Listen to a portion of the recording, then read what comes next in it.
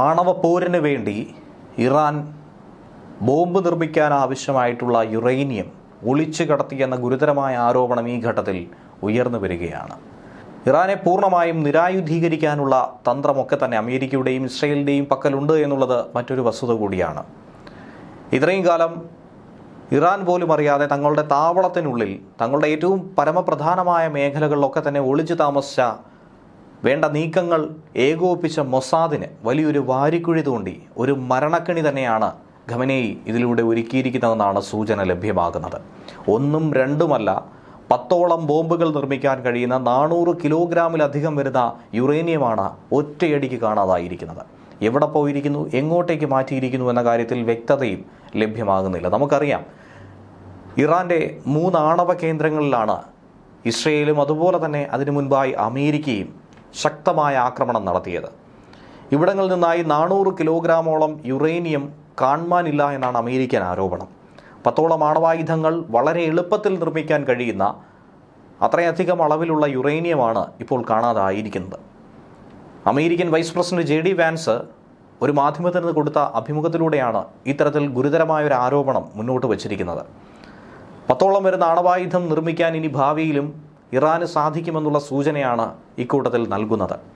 ഇനി അവരുടെ ആണവ കേന്ദ്രം തിരിച്ചു പഴയപടിയാക്കാനായി ഇനിയും വീണ്ടും ഒരു 10 വർഷത്തോളം എടുക്കുമെന്നുള്ളതും മറ്റൊരു വസ്തുതയാണ്. കാരണം 2000ങ്ങളുടെ തുടക്കത്തിലായിരുന്നു ഈ ആണവ കേന്ദ്രങ്ങൾക്ക് വേണ്ടിയുള്ള തറക്കല്ലിടൽ ഇറാൻ ആരംഭിച്ചത്. പിന്നീട് നീണ്ട 20-25 വർഷക്കാലം കൊണ്ട് സമ്പുഷ്ടീകരിച്ച യുറേനിയം ശേഖരിച്ചു. ഈ ലെവലിലേക്കൊക്കെ തന്നെ, ഈ ഇന്ന് കാണുന്ന അവസ്ഥയിലേക്കൊക്കെ തന്നെ ഇറാന് വളർന്നു വരാൻ സാധിച്ചു. ഇനിയൊരു 10 വർഷം വീണ്ടും ഇറാൻ പിന്നിലേക്ക് പോകുമെന്ന് തന്നെയാണ് ഇസ്രയേലും അമേരിക്കയും കണക്ക് കൂട്ടുന്നത്. അമേരിക്ക എന്തായിരുന്നാലും ആക്രമിക്കുമെന്ന കാര്യം ഉറപ്പായിരുന്നു. അത് മുന്നിൽ കണ്ട് തന്നെ യുറേനിയം സുരക്ഷിത മേഖലയിലേക്ക് ഇറാൻ തന്നെ ഇടപെട്ട് മാറ്റിയെന്നാണ് സൂചന ലഭിക്കുന്നത്. ഇതല്ല എങ്കിൽ അവിടെ അങ്ങനെ ഒരു ആക്രമണം ഉണ്ടാകുമ്പോൾ അതിരൂക്ഷമായൊരു സ്ഫോടനവും ആ രാഷ്ട്രത്തിന് വലിയ കേടുപാടും സംഭവിക്കുമെന്നതിൽ സംശയമേതും തന്നെയില്ല. ഇറാൻ ആണവായുധ നിർമ്മാണവുമായി ഇനിയും മുന്നോട്ട് പോകുമെന്ന സൂചനയാണ് ഇതിലൂടെ ലഭ്യമാകുന്നത്. എന്നാൽ അങ്ങനെയാണ് ഇറാൻ്റെ തീരുമാനമെങ്കിൽ അതിന് നൽകേണ്ടി വരുന്ന വില അതികഠിനമായിരിക്കും, കടുത്ത പ്രത്യാഘാതമുണ്ടാക്കുമെന്നും JD വാൻസ് ഒരു മുന്നറിയിപ്പ് നൽകുന്നുണ്ട്. ഇറാനുമായിട്ടല്ല ഞങ്ങൾ ഒരിക്കലും യുദ്ധം ചെയ്യുന്നത്. ഇറാൻ്റെ ആണവായുധ നിർമ്മാണ പദ്ധതിക്കെതിരായിട്ടുള്ള യുദ്ധമാണ് തങ്ങൾക്കുള്ളത്. അത് ഇറാൻ കൃത്യമായി മനസ്സിലാക്കുക എന്നാണ് JD വാൻസ് പറയുന്നത്. ഭാവിയിൽ ആണവായുധ നിർമ്മാണം നടത്തിയാൽ അമേരിക്കൻ സൈന്യത്തിൻ്റെ കരുത്തെന്തെന്നുള്ളത് ഇനിയും മനസ്സിലാക്കേണ്ടി വരുമെന്നും താക്കീതും ഇതോടൊപ്പം തന്നെ നൽകുകയാണ്. എന്നാൽ മറുഭാഗത്ത് എത്രത്തോളം യുറേനിയം ശേഖരിക്കാൻ ഇറാന് സാധിച്ചു എന്ന കാര്യത്തിൽ കൃത്യമായ വിവരമൊന്നും തന്നെ ലഭ്യമാകുന്നില്ല. അവരുടെ ഏറ്റവും പ്രധാനപ്പെട്ട ഫോർദോ ആണവ കേന്ദ്രത്തിൽ എത്രത്തോളം കേടുപാടുകൾ സംഭവിച്ചു, ആക്രമണത്തിൻ്റെ പ്രത്യാഘാതം എത്ര വലുതാണ് എന്നതിലുള്ള വ്യക്തതയും ഈ ഘട്ടത്തിൽ പുറത്തു വരുന്നില്ല. എന്നാൽ സോഷ്യൽ മീഡിയയിലടക്കം ചില ചിത്രങ്ങളും വീഡിയോ ദൃശ്യങ്ങളും പുറത്തു വരുന്നതനുസരിച്ച് ഒരു വലിയ പാതാളക്കുഴി രൂപപ്പെടുത്താനായി അമേരിക്കയ്ക്ക് സാധിച്ചിട്ടുണ്ട്. അതിനടിയിൽ, ഭൂഗർഭത്തിനടിയിൽ ഏതു തരത്തിലുള്ള അണവായുധ കേന്ദ്രമാണ് നിർമ്മിച്ചിരിക്കുന്നത് എന്നതിനെക്കുറിച്ചുള്ള വ്യക്തമായ ചിത്രം ഒന്നും തന്നെ ഇതുവരെയും കിട്ടിയിട്ടില്ല. ഈ 400 കിലോഗ്രാം യുറേനിയമാണ് 60% സമ്പുഷ്ടീകരിച്ചതാണ് ഇപ്പോൾ കാണാനില്ല എന്ന് പറയുന്നത്. ആയുധം നിർമ്മിക്കാൻ പാകത്തിലുള്ള യുറേനിയമാണ് ഇപ്പോൾ കാണാതായിരിക്കുന്നത്. ആണവായുധ നിർമ്മാണ പ്രവർത്തനങ്ങൾക്ക് വേണ്ടി ഇറാൻ ഇനിയും മുന്നോട്ട് പോയേക്കുമെന്ന വ്യക്തമായ സൂചന ഇതിലൂടെ നൽകിയിരിക്കുന്നു. ഈ റിപ്പോർട്ടുകൾ വായിച്ചെടുക്കുമ്പോൾ കൃത്യമായി അത് മനസ്സിലാക്കാൻ കഴിയുന്നു. ഇസ്രയേലും സമാനമായ ആരോപണം നേരത്തെ തന്നെ മുന്നോട്ട് വെച്ചിരുന്നു.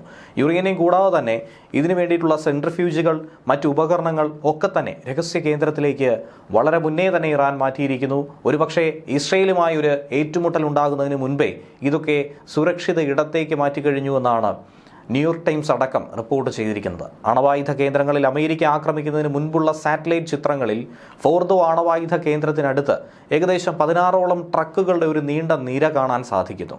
പക്ഷേ യുറേനിയം എങ്ങോട്ടേക്ക് പിന്നീട് കൊണ്ടുപോയി എന്ന കാര്യത്തിൽ ഒരു കണ്ടെത്തൽ നടത്താൻ അമേരിക്കയ്ക്ക് കഴിഞ്ഞിട്ടില്ല. പക്ഷേ മൊസാദ് അത് കൃത്യമായി ട്രാക്ക് ചെയ്യുന്നുണ്ടെന്നുള്ള സൂചന മറുഭാഗത്ത് ലഭ്യമാകുന്നു. മറ്റൊരു ഭൂഗർഭ കേന്ദ്രത്തിലേക്ക് ഒരുപക്ഷെ ഇത് മാറ്റിയിരിക്കുമെന്നാണ് ഇരു രാജ്യങ്ങളും കരുതുന്നത്. ഞായറാഴ്ച പുലർച്ചെയായിരുന്നു ഇറാന്റെ ആണവ കേന്ദ്രങ്ങളായ നതാൻസ്, ഇഫ്സാൻ, ഫോർദോ എന്നിവിടങ്ങളിലായി അമേരിക്കൻ വ്യോമസേന ബോംബാക്രമണം നടത്തിയത്. സാധാരണഗതിയിലുള്ള ഒരു ആക്രമണമായിരുന്നില്ല. B-2 സ്റ്റെൽത്ത് സ്പിരിറ്റ് ബോംബർ വിമാനങ്ങൾ ഉപയോഗിച്ച് ഈ ഭൂമിക്കടിയിലുള്ള ആണവ നിലയങ്ങളിൽ ബങ്കർ ബസ്റ്റർ ബോംബുകൾ ഇടുകയായിരുന്നു. യുദ്ധത്തിന്റെ ആദ്യഘട്ടം മുതൽ തന്നെ ഇസ്രയേലിനെ പിന്തുണച്ചെങ്കിൽ പോലും അമേരിക്ക നേരിട്ട് ഈ യുദ്ധമുഖത്തേക്ക് ഇറങ്ങി വന്നത് ഞായറാഴ്ച ഒരു ദിവസം കൊണ്ട് തന്നെയാണ്. എന്നാൽ അതിന് പിന്നാലെ തന്നെ വെടിനിർത്തൽ അടക്കമുള്ള സാഹചര്യങ്ങൾ ഇപ്പോൾ ഉണ്ടായിരിക്കുകയും ചെയ്യുന്നു. ട്രംപ് തന്റെ സമൂഹ മാധ്യമ പ്ലാറ്റ്ഫോമിലൂടെ തന്നെയാണ് ഇറാനെ ആക്രമിച്ചിരിക്കുന്നു, ഇറാന്റെ ആണവ നിലയങ്ങൾക്ക് നേരെ ബോംബ് വർഷിച്ചിരിക്കുന്നുവെന്ന വിവരം ലോകത്തോട് വിളിച്ചു പറഞ്ഞത്. ഇറാൻ എക്കാലത്തും ഓർക്കാൻ വേണ്ടിയിട്ടുള്ള ശക്തമായ പ്രഹരം അമേരിക്കയുടെ ഭാഗത്തു നിന്നും നൽകിക്കഴിഞ്ഞെന്നും ആണവ കേന്ദ്രങ്ങളിൽ ആക്രമണം നടന്നത് ശരിയാണെങ്കിൽ പോലും അതിന് കാര്യമായ തകരാറില്ല എന്ന് ഇറാന്റെ അവകാശവാദമടക്കം മറുഭാഗത്ത് ഉയർന്നു വരുന്നുണ്ട്. എന്തു തന്നെയായിരുന്നാലും ഇത്രയും ദിവസത്തെ 12 ദിവസത്തെ നീണ്ടുനിന്ന ഏറ്റുമുട്ടലിനിടയിൽ 450-ലധികം ആളുകളുടെ ജീവനാണ് ഇറാനിൽ നഷ്ടമായത്. 29ഓളം പേരുടെ ജീവൻ ഇസ്രയേലിലും ബലി കൊടുക്കേണ്ടി വന്നു എന്നുള്ളതാണ് യാഥാർത്ഥ്യം.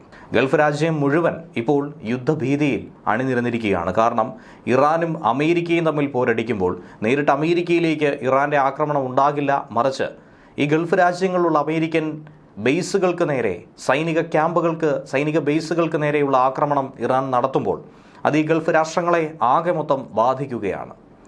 കാര്യങ്ങൾ കൈവിട്ട് പോകുമെന്ന ഒരു സാഹചര്യം സംജാതമായിരിക്കുന്നു. പൊടുന്നനെ തന്നെ ട്രംപ് വെടിനിർത്തലും പ്രഖ്യാപിച്ചു. ഏകപക്ഷീയമായ വെടിനിർത്തൽ പ്രഖ്യാപനത്തെ അംഗീകരിക്കാതെ ഇസ്രയേൽ നഗരങ്ങളിൽ വീണ്ടും മിസൈൽ മഴ തന്നെയാണ് ഇറാൻ പെയ്തിറക്കിയത്. എന്നാൽ വെടിനിർത്തൽ എന്ന പ്രഖ്യാപനം നടത്തിയിട്ട് പോലും അമേരിക്കയും ഇസ്രയേലും മുന്നിട്ടിറങ്ങിയിട്ട് പോലും ഇറാൻ എന്തുകൊണ്ട് പിന്നോട്ട് പോകുന്നില്ല എന്നുള്ള ചോദ്യം ഈ ഘട്ടത്തിൽ ഉയർത്തിയിരുന്നു. ഇനി ഒരു തവണയെങ്കിലും ഇറാന്റെ ഭാഗത്തു നിന്നും ഒരു ആക്രമണം ഉണ്ടായാൽ അതിശക്തമായ തിരിച്ചടി തന്നെ ആയിരിക്കുമെന്ന് ഇസ്രയേലും കനത്ത ഭാഷയിൽ തന്നെ പറഞ്ഞു. ഇറാന്റെ ആക്രമണത്തിൽ 5 മരണങ്ങൾ ഇസ്രയേലിൽ സംഭവിച്ചു. വെടിനിർത്തൽ ഇസ്രയേൽ അംഗീകരിച്ച ശേഷവും ഇറാൻ പിന്മാറാൻ തയ്യാറാകാത്തത് തന്നെയാണ് ഇസ്രയേലിനെ ഈ അവസാന നിമിഷം വരെയും ചൊടിപ്പിക്കുന്നത്. ടെല്ലവീവിൽ അടക്കം നിരന്തരം മിസൈൽ മുന്നറിയിപ്പുകൾ ഉയർന്നു കേൾക്കുന്നു. ഇറാന്റെ ഭാഗത്തു നിന്നും ഇനിയൊരു ആക്രമണത്തിന്റെ സൂചനയില്ലെന്ന് അമേരിക്ക തന്നെ ഉറപ്പ് കൊടുക്കുന്നു. ഇറാൻ എന്തായിരിക്കും അണിയറയിൽ പദ്ധതിയിടുന്നത്?